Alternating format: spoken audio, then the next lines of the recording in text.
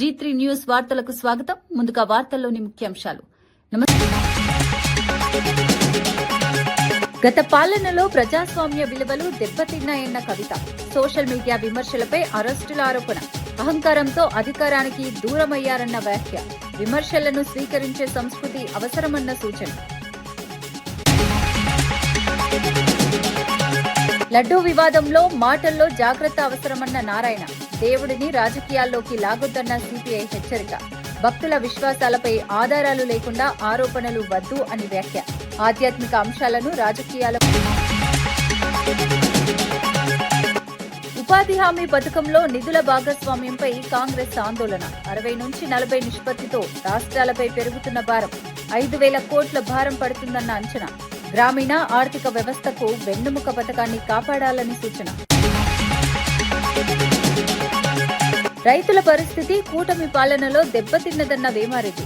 Fee reimbursement నిలిచిపోవడంతో విద్యార్థుల ఆవేదన. ఎన్నికల హామీలు అమలు చేయాలని ప్రభుత్వానికి డిమాండ్. సంక్షేమంపై దృష్టి పెట్టాలని వైఎస్ఆర్సీపీ హెచ్చరిక.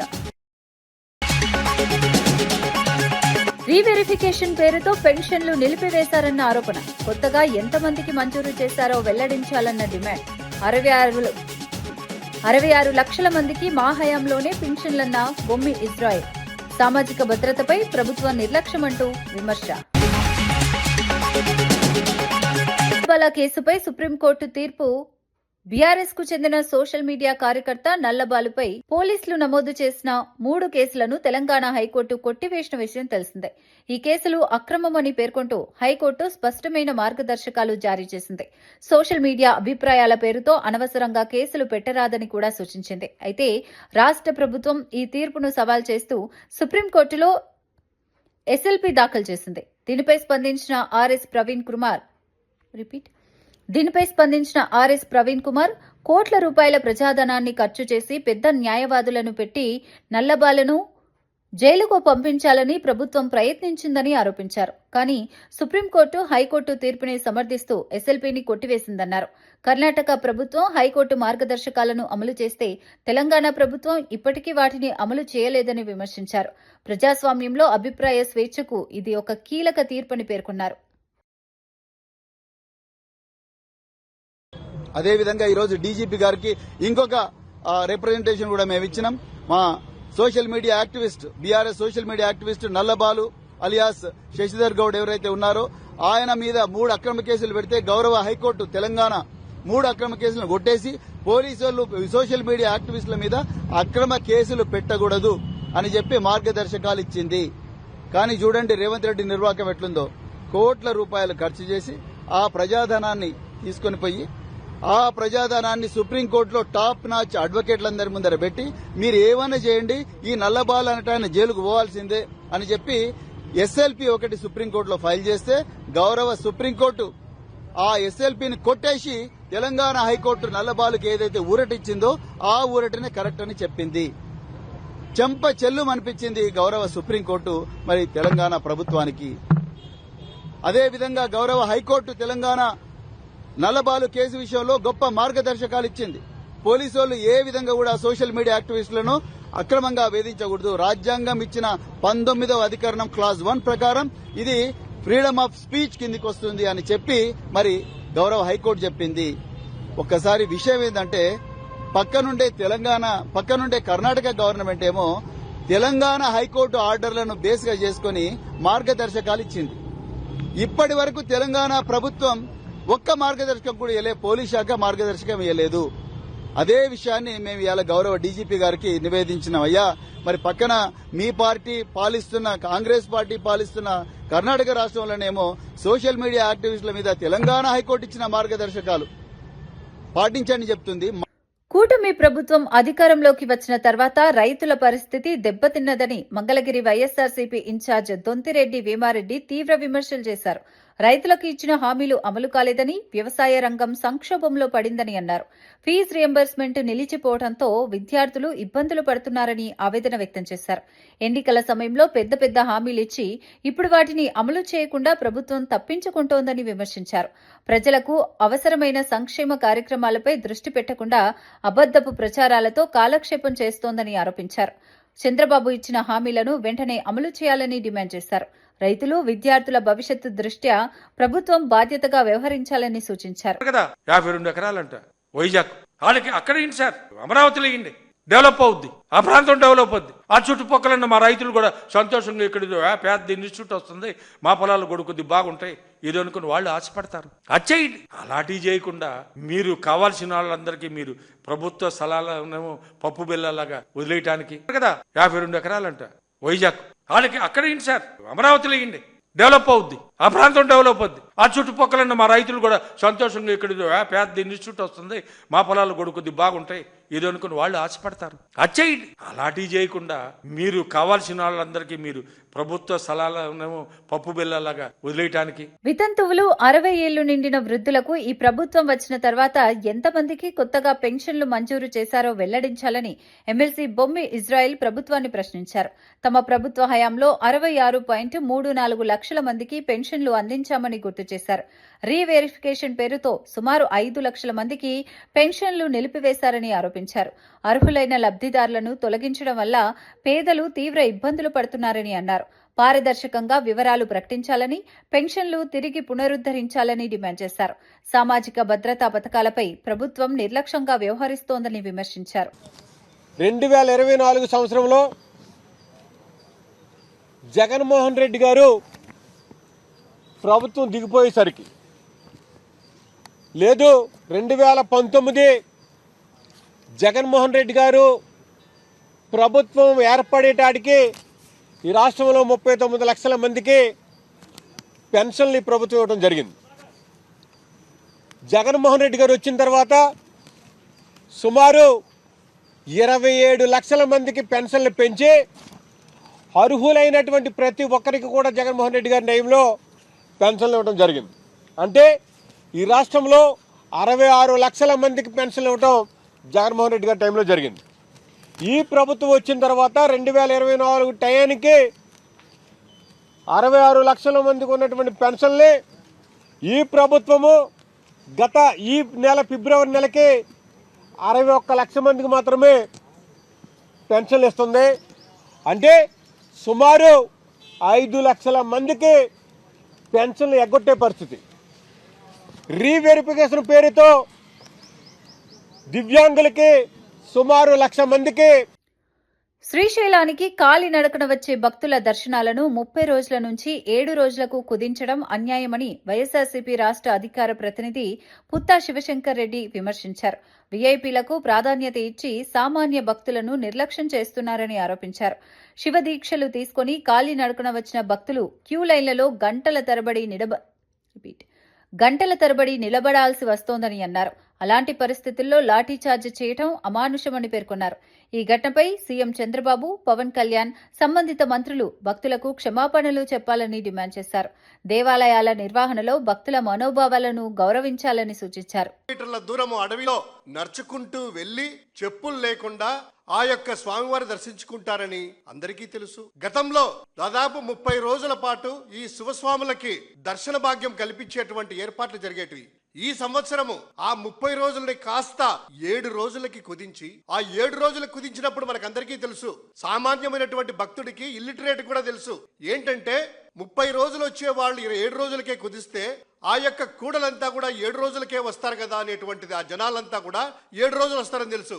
కానీ ఎటువంటి శ్రద్ధ లేకుండా, దేవుడంటే భయం లేకుండా, భక్తి లేకుండా, అవగాహన లేకుండా ఆ 7 రోజులు కూడాను మొత్తం ఆ శివస్వాములు గాలికి వదిలేశారు. తెలుగు రాష్ట్రాలే కాదు, తమిళనాడు, కర్ణాటక నుంచి కూడా వేలాది మంది భక్తులు ఆ యొక్క మల్లన్న స్వామి దర్శనం కోసము శివస్వాములు అందరూ వస్తారు.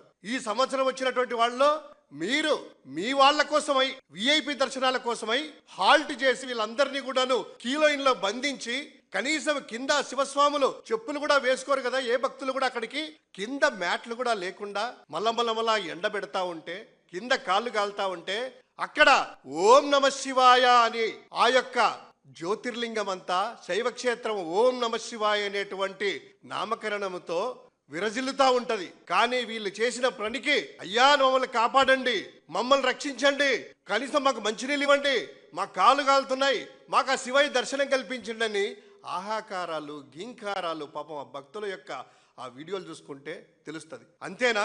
ఇటువంటి సందర్భంలో కనీసం మానవత్వం ఉన్నోడు గాని, హిందూ ధర్మం అంటే భయం ఉన్నోడు గాని, దేవుడు అంటే భక్తి ఉన్నోడు గాని చేసేటువంటి చర్యలు ఏంటయ్యా అంటే కనీసం వారికి మంచినీళ్ళు ఏర్పాటు చేయడమా యుద్ధ ప్రాతిపదికన?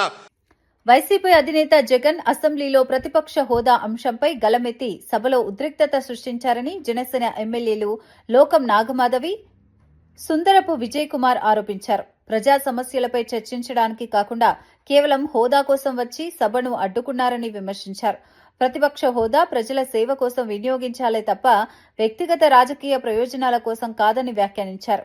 సభ సజావుగా సాగకుండా అవరోధాలు సృష్టించడం ప్రజాస్వామ్యానికి మంచిది కాదని పేర్కొన్నారు.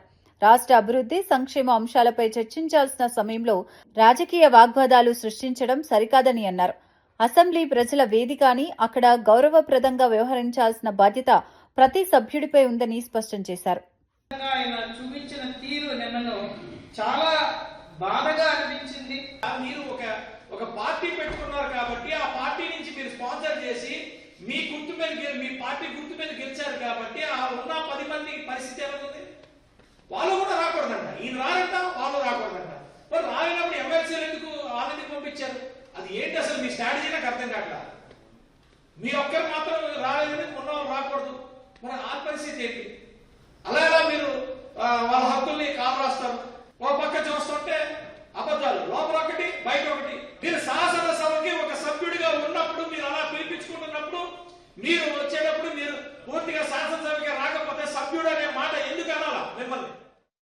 తిరుమల లడ్డూ నెయ్యి వివాదంపై రాజకీయ నేతలు మాటల్లో జాగ్రత్తగా ఉండాలని సిపిఐ నేత నారాయణ సూచించారు. రాజకీయ విభేదాలు సహజమే అయినా దేవుడిని రాజకీయాల్లోకి లాగడం సరికాదన్నారు.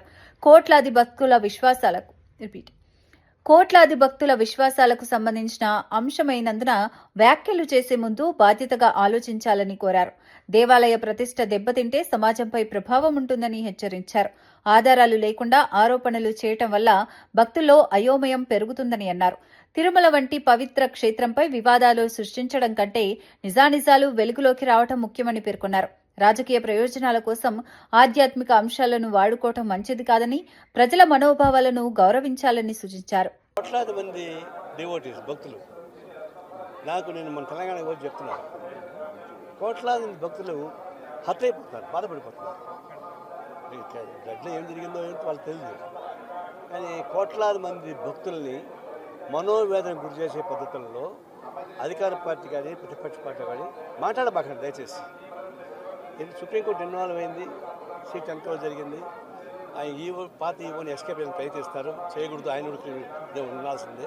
అంతవరకు యాక్షన్ తీసుకొని ఈ రాజకీయ నాయకులు మాట్లాడబాకండి. మేము పొలిటికల్ ఫైట్ చేసుకోండి అధికార పార్టీ ప్రతిపక్ష పార్టీలు, కానీ దేవుడిని అడ్డం పెట్టుకోమని చేయబాకండి. దయచేసి స్టాప్ చేయండి ఆ డిస్కషన్. మిగతా మీ పార్టీ మీరు కొట్లాడుకోండి, నాకు అభ్యంతరం. కుస్తీ పట్టుకోండి, కొట్లాడుకోండి, ఒకటి నరుక్కోండి, నాకు అభ్యంతరం. బట్ దేవుడిని అడ్డం పెట్టుకొని చేయబాకండి. మహాత్మా గాంధీ జాతీయ గ్రామీణ ఉపాధి హామీ పథకంలో నిధుల భాగస్వామ్యంపై కాంగ్రెస్ తీవ్ర ఆందోళన వ్యక్తం చేసింది. కొత్త చట్టం ప్రకారం కూలీ వేతనాల్లో కేంద్రం 60% మాత్రమే ఇవ్వగా మిగతా 40% రాష్ట్రాలు భరించాలని నిర్ణయించడంపై అభ్యంతరం వ్యక్తమైంది.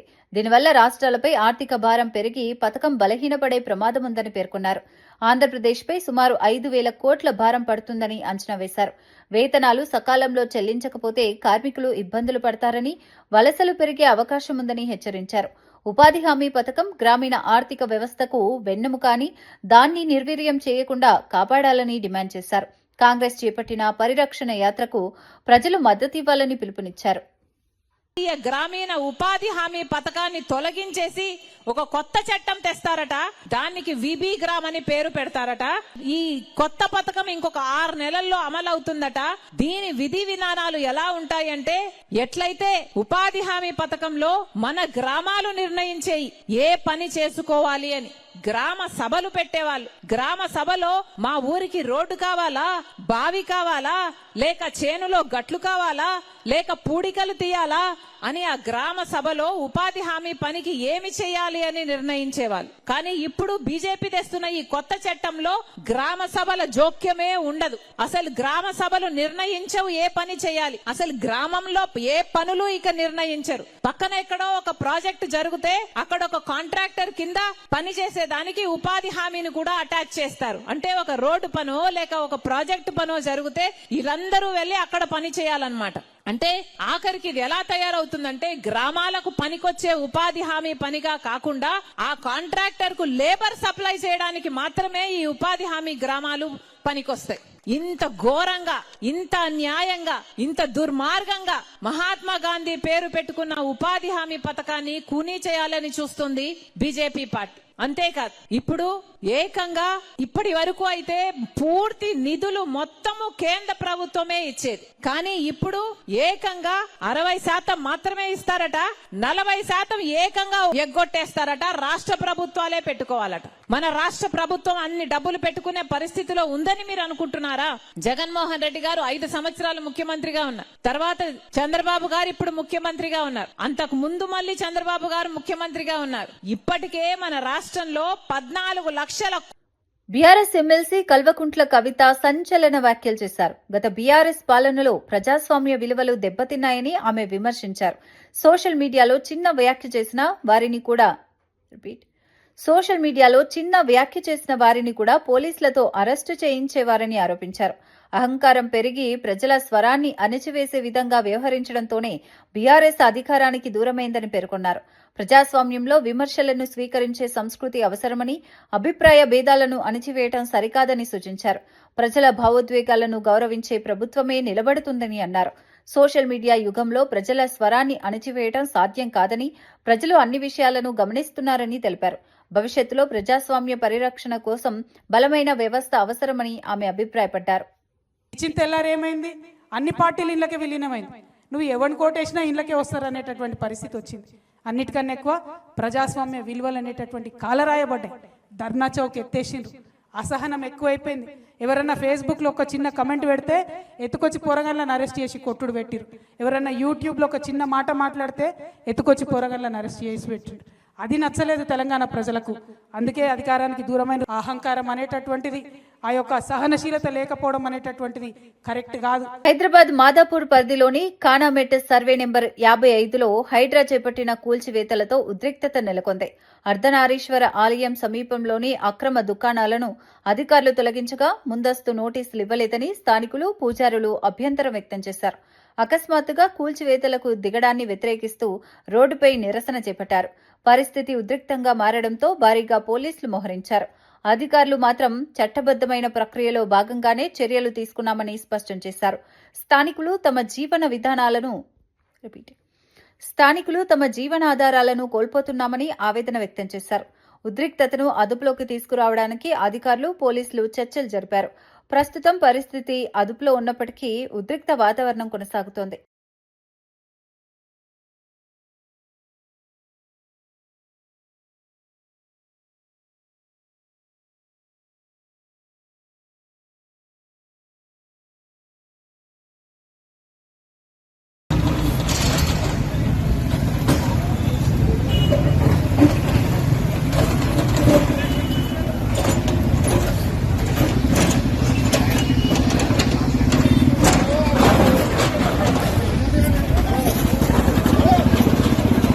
ఖమ్మం జిల్లా వైరా ఆర్టీసీ బస్టాండ్లో అర్ధరాత్రి మద్యం మత్తులో యువకుల మధ్య ఘర్షణ చోటు చేసుకుంది.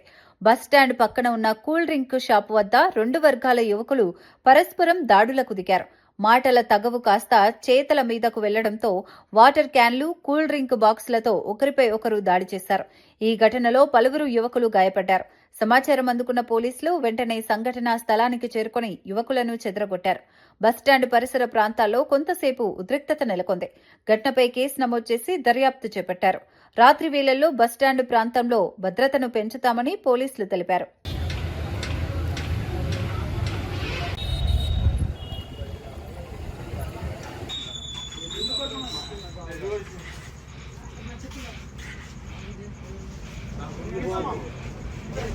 కడప విజయనగర మేయర్ పాక సురేష్ కుమార్ సర్వసభ్య సమావేశంపై వివరణ ఇచ్చారు. గత 3 సంవత్సరాలుగా కలిసి పనిచేసిన కార్పొరేటర్లను మిత్రులుగా సంబోధిస్తూ మాట్లాడారు. గత సమావేశాల్లో ఎజెండా అంశాలు ఆమోదం పొందకపోవడం వల్ల వాయిదాలు పడ్డాయని తెలిపారు. హైకోర్టు ఆదేశాల మేరకు అజెండా అంశాలను రికార్డు చేయాలని కమిషనర్కు సూచించామని చెప్పారు. 15వ ఫైనాన్స్ నిధుల అంచనాలు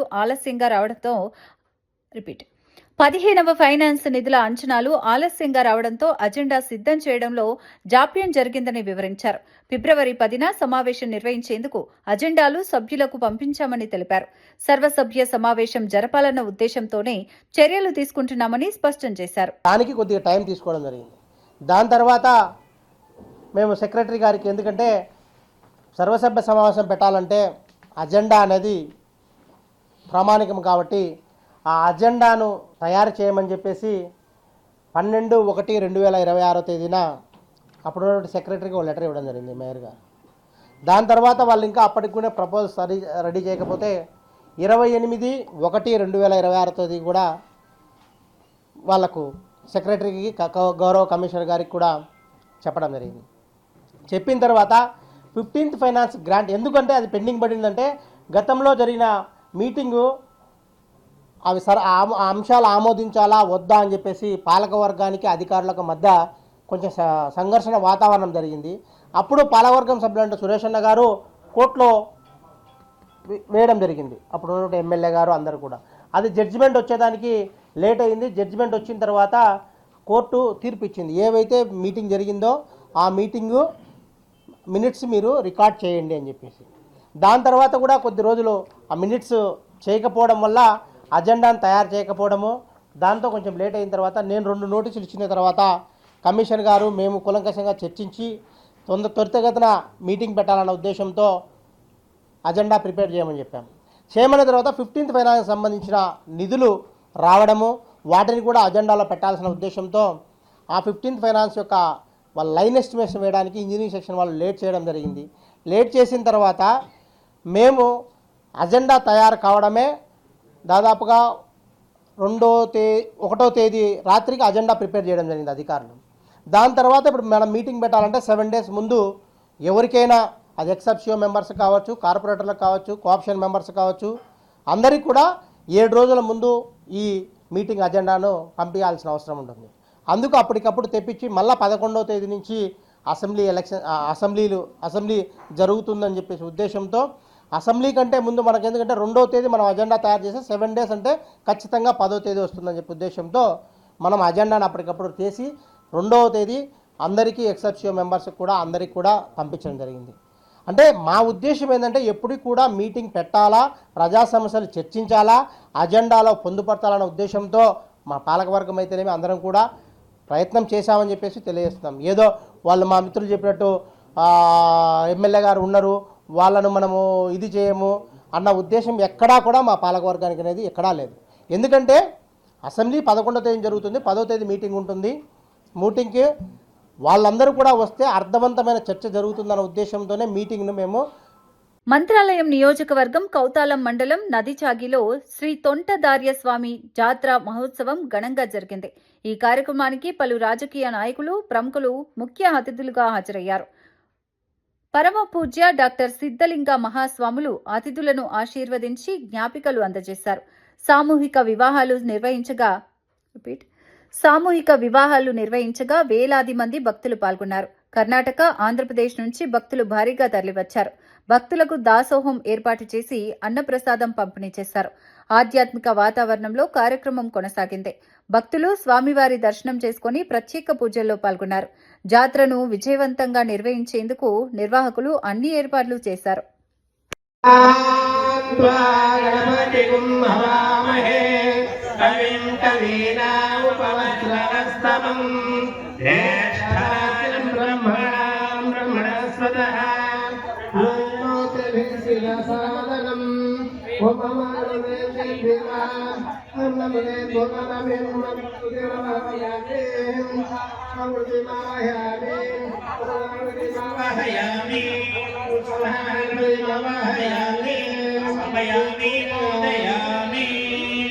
గణపతయే నమః. ఆపోక్స్తామే వస్తానా వందదానః भूत